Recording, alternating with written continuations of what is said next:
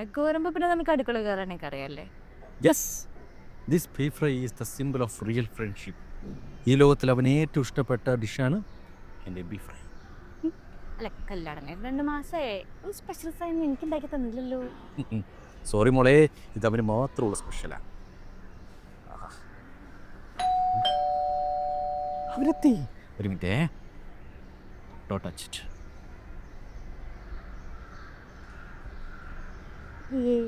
ഇതാണ് ഈ പറഞ്ഞ സ്പെഷ്യൽ.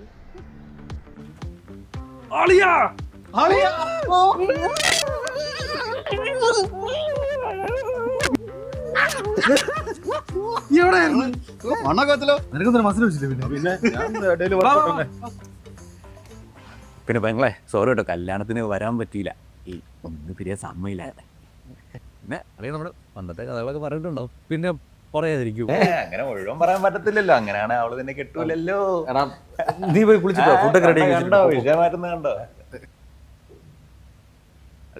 വരുന്നു എളപ്പടാ. ഓ, ഒരു പെണ്ണ് കെട്ടിയപ്പോഴത്തേക്ക് അവനിപ്പോ നമ്മളെ വേണ്ട. നല്ലവനാ, പക്ഷെ മണ്ടനാണെന്നേ ഉള്ളൂ. മതി കഴിക്കും, നിനക്കൊരു സ്പെഷ്യലായിട്ട് ഉണ്ടാക്കിയതാ.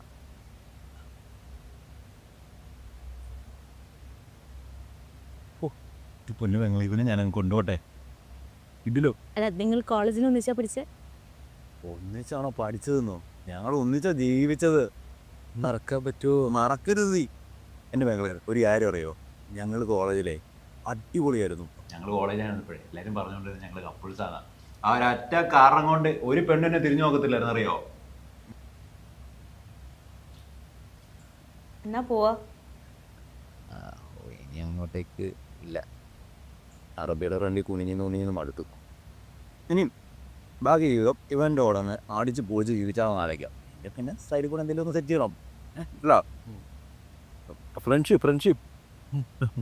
അതാ ഇവിടെ സെറ്റ്. നീ ഇതൊക്കെ എപ്പോഴും വിളിച്ച്